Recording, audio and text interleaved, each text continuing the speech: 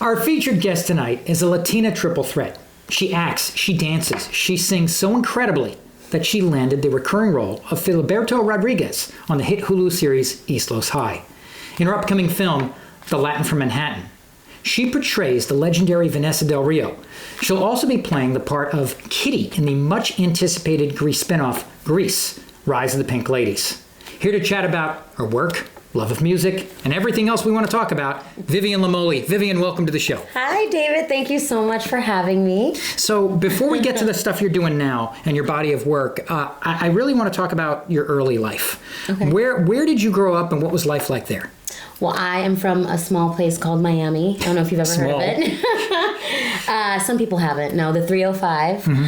And, in our family and in our life, I'm Cuban, Puerto Rican, and Italian. So having that background, that heritage, that culture, we dance and we sing every day. It's a thing. So I suffice to say, and I've known you for a while, that you're incredibly creative. Where did the creativity bug hit you? Since I was really little, I was always taking dance classes, singing everything that my mother would allow me to. She had us in choir, and a lot of things that were really about the arts. They were really supportive. So I just decided, it's funny, I actually was thinking about going into law. We'll get to that. Oh, geez. But I was wanting to do something, kind of more serious with my family. And I was like, you know what? I can't get away from performing. Now, you mentioned your mom, and your mom, as I recall, was a backup singer for an iconic singer herself, right? Yes, you know your stuff. A little bit. Yes. I don't know if you guys have ever heard of Miss Gloria Estefan. Watch Father of the Bride. Sorry, I had to plug it. It's a really good film. The new reboot. But yeah, so when she was with the Miami Sound Machine, it was a whole thing. And my grandmother, being the strict Cuban, amazing woman that she is, pulled that plug quicker than my mom would have wanted to. But yeah, that was a time. So how early would you say the thought crossed your mind that you might really want to make a career out of singing, dancing, and acting? I mean, was it high school? Was it college? When was that? I would say, taking it seriously, college, but I've always been singing. Selena, when that film came out with J-Lo, and obviously also just Selena in general, Selena Quintanilla, was always an idol for me. I would walk around the house with a big bun on my head singing Bitty Bitty Bom Bom. And watching Jennifer Lopez portray that role, I fell in love with the work and just continued to. I was going to ask you what your inspiration was, and sometimes somebody will have a poster of somebody on their wall, and that'll be, was it J-Lo or was it Selena or who was it? Did you have an inspiration, somebody who was inspirational to you? Well, I would have to say this, and not just because you're watching Mom, but my mother. Of course. She's one of the best singers that I know, technically trained. We sang in church all the time. But yeah, I feel like when J-Lo came out with the film, or she portrayed Selena, that was something for me that I wanted to research more of Selena and know her background and what Tejano music was. And I would say J-Lo and Selena coinciding together. So what attracted you to theater? Thank you for that question, because I always think about that too. I'm like, I wanted to be a pop star. Why am I a musical theater star? No, I caught that bug in college when I started watching when I saw my first musical, which was Once on This Island. I don't know if you're familiar with I am not, so I skipped. I must have been out sick that day. Education for that, did you? Yeah. Okay.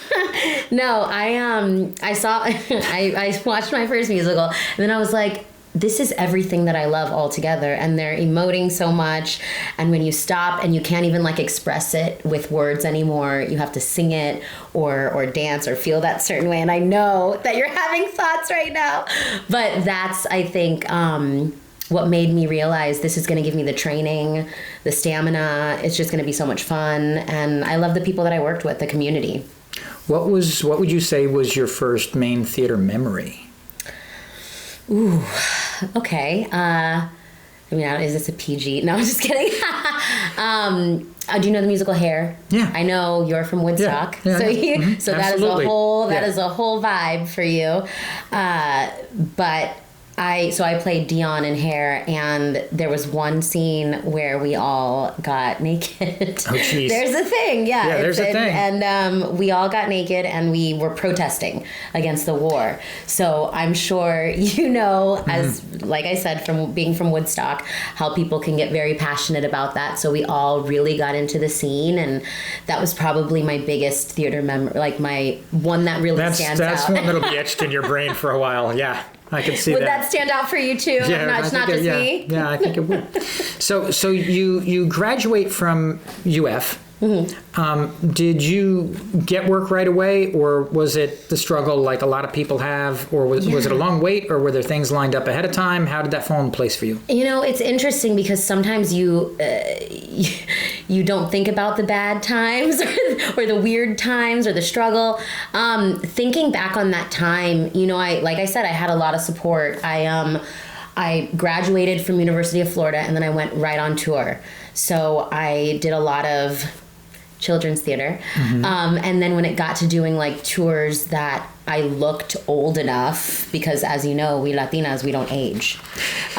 So I started doing shows that adults wanted to watch, or Into the Woods, bigger names that people, Hairspray, things like that. So I was on tour through the West Coast, and I finally decided I'm going to make the move to LA when I finished in San Francisco.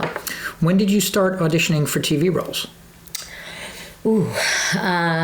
Maybe 2013, like a year into living in LA. Okay. So it was like 2013. So you're doing traveling theater, right? For a bit, and then touring, and then you end up in LA, and then you start auditioning. You have to do you're auditioning for commercial stuff, TV stuff, right. anything you can get. The thing that made me SAG-AFTRA or eligible was a Zumba commercial. Oh, wow. Does anyone remember Zumba? Remember that dance style? Yeah. It's a very Latin salsa hip hop kind of thing. So it got me to a place where I could apply and be SAG-AFTRA in the union. So I did a Zumba commercial, and then Blanca Valdez casting. I can never not do una entrevista, which means interview, without shouting her out, because she really gave me my big break. And I know you know what that was, which was East Los, but she called me directly from doing a commercial and being cast in that commercial with her. Before we get into East Los, I want to talk about KC Undercover. Because I know you made that stop along the way, and you got to work with Zendaya, right? Yeah. So how did you find out you got that role?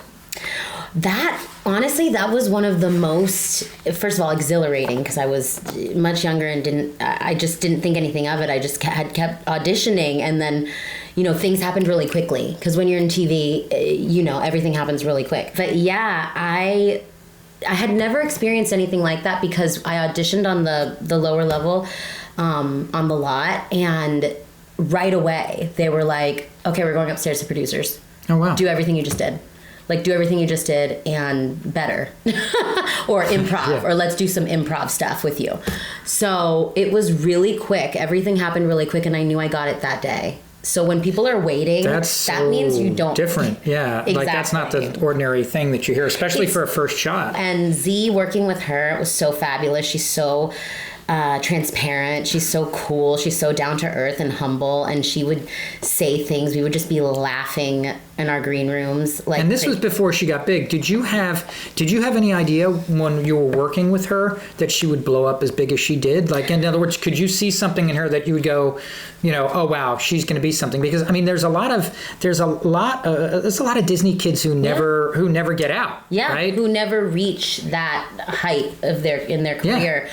But with her, the answer is yes. Like, you could see it right away. And also because she was throwing things at me, of being like, yo, put a little some Spanish in there. It didn't hit and it didn't work, but the risk taking and how she was just so like risky with things, and didn't play within the box. It was all about really working with your actors and making it a family and just having fun. And now she's like one of the it girls of the decade. She's so amazing. It's crazy. I'm so proud of her. The biggest thing that I'm proud of is that she takes everything by the reins, like puts it in her own hands and says, how would I relate to this in high school? How do I want kids to relate to me when it's, you know, even something like Euphoria.